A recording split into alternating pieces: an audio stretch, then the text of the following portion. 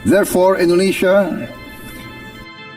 once again reiterates its commitment to the two-state solution in the Palestine problem.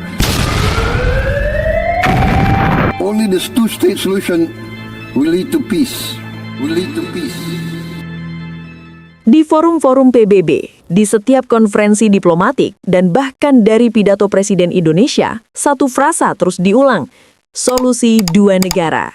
Ini adalah prinsip yang diyakini dunia sebagai satu-satunya cara mengakhiri konflik Israel-Palestina. Ini adalah ide terbaik yang kita miliki. Idenya sederhana, dua negara untuk dua bangsa. Israel berdampingan dengan Palestina berbasis pada perbatasan pasca Perang 1967 yang sering disebut garis hijau. Tapi, inilah kontradiksinya. Meskipun seluruh dunia mendukungnya, solusi dua negara sekarang lebih jauh dari realitas dibandingkan kapanpun dalam 30 tahun terakhir.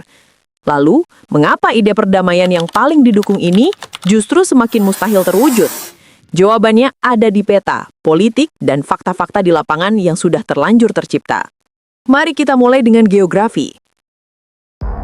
Garis hijau adalah garis gencatan senjata tahun 1949 yang diasumsikan menjadi batas negara Palestina. Garis ini memberi Palestina hampir semua tepi barat dan Gaza.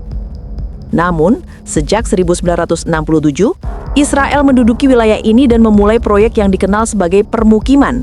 Ini adalah kota, jalan, dan infrastruktur yang dibangun di tanah yang secara hukum internasional seharusnya menjadi negara Palestina. Saat ini lebih dari 700.000 warga Israel tinggal di permukiman tersebut. Mereka bukan lagi gubuk sementara. Ini adalah kota permanen dengan jalan raya khusus. Lihatlah peta ini. Permukiman-permukiman ini telah memecah tepi barat. Jika Palestina ingin menjadi negara yang berdaulat, wilayahnya harus berkesinambungan. Tapi yang tersisa hanyalah potongan-potongan tanah yang saling terpisah. Tembok pemisah, pos pemeriksaan militer, dan zona kontrol Israel lainnya memperkuat perpecahan ini. Secara fisik, solusi dua negara telah menjadi solusi banyak kantong terpisah.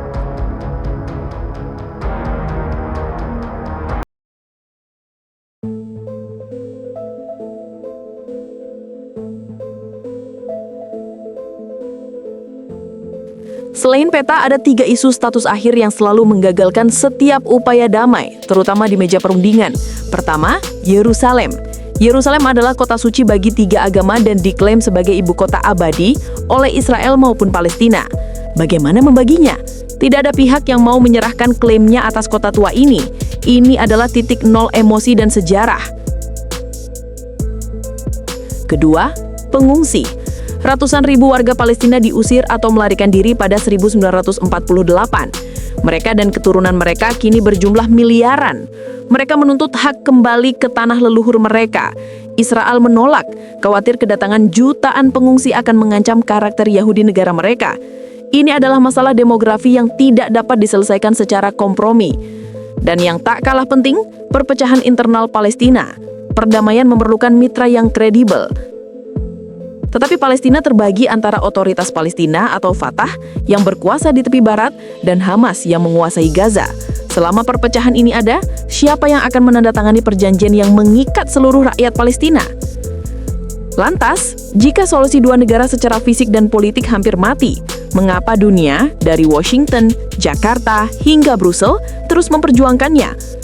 Karena bagi komunitas internasional, solusi dua negara bukan sekedar ide terbaik.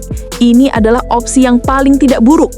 Opsi lain, solusi satu negara, di mana Palestina dan Israel bergabung, akan memicu masalah baru. Jika Israel memberikan hak yang sama kepada semua warga Palestina, Israel akan kehilangan karakter Yahudinya. Jika tidak, itu adalah pendudukan permanen dan apartheid. Solusi dua negara adalah prinsip terakhir yang tersisa untuk menjamin hak-hak nasional Palestina. Mendukungnya adalah upaya untuk menekan Israel agar menghentikan permukiman dan kembali ke meja perundingan. Solusi dua negara saat ini mungkin tampak seperti hayalan politik, tapi selama dunia terus membicarakannya, ada secerkah harapan bahwa fakta-fakta di lapangan suatu hari nanti bisa diubah oleh kemauan politik untuk mencapai perdamaian.